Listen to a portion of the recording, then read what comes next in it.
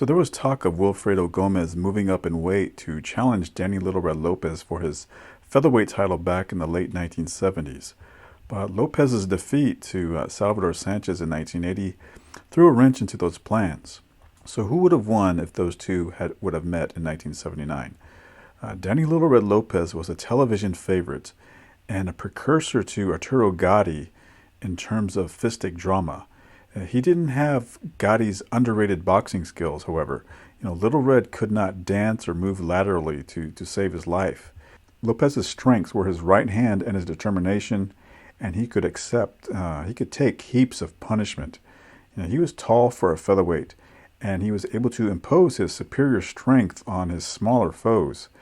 His weaknesses were all too clear to see against Sanchez and Bobby Chacon. Defense was not his strong suit, but for the most part, Little Red was strong enough to walk through anyone's shots. He was vulnerable to technicians, as evidenced by his losses to Sanchez and Chacon. Now, Lopez retired at the age of 27, but he would come back 12 years later and get iced in 2 rounds by someone named Jorge Rodriguez, who had a 10-26 record. His career seems to have peaked between 1976 and 1979. He had a 3-year run that provided a lot of excitement, including an all-time great featherweight fight against Mike Ayala. Now, Wilfredo Bazooka Gomez is without question one of the greatest 122-pounders in the history of that division, if not the greatest. But it is a weight class that was really just a stopgap to featherweight.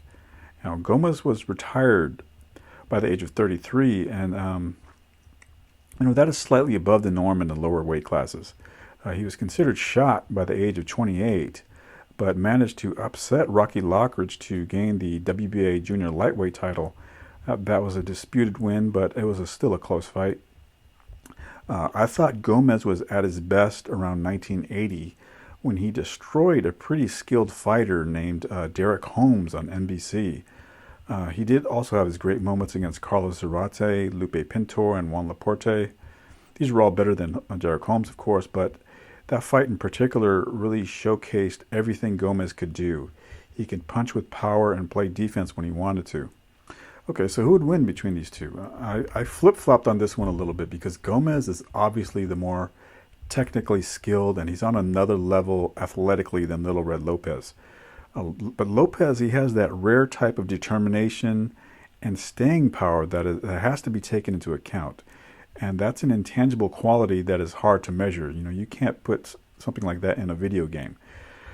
Gomez made his career off of beating smaller men like Lupe Pintor and Carlos Zarate, while Little Red is significantly larger than those fighters. So I see this as being an upset special, with Lopez winning by knockout. Now, I know a lot of fans will point to Lopez's flaws that were laid bare in his 2 fights with Salvador Sanchez, but in relooking at that footage, Sanchez is tall. He throws straight punches that split Lopez's guard, and Lopez still lasted until the late rounds. Gomez, on the other hand, doesn't have Sanchez's height. He has these much shorter arms, and his punches looped. He didn't throw as many straight shots as Sanchez. And another key point to consider is that the fight would have been scheduled for 15 rounds. Gomez liked to finish things early, while Lopez was like a steam train going downhill, and he would have a lot more in the tank than Gomez in the late rounds. So I think that Gomez would try for an early round knockout against Lopez. He'd hurt him, maybe even knock him down once or twice, but Lopez was used to surviving.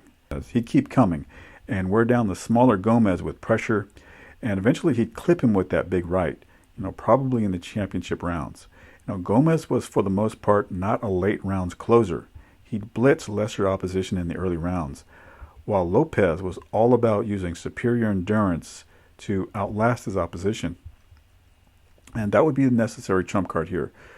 I'm including 2 clips so you can judge how the fighters looked during the time period that we're talking about. The first is Wilfredo Gomez against Nestor Jimenez, and the second is Danny Little Red Lopez against Roberto Castañón.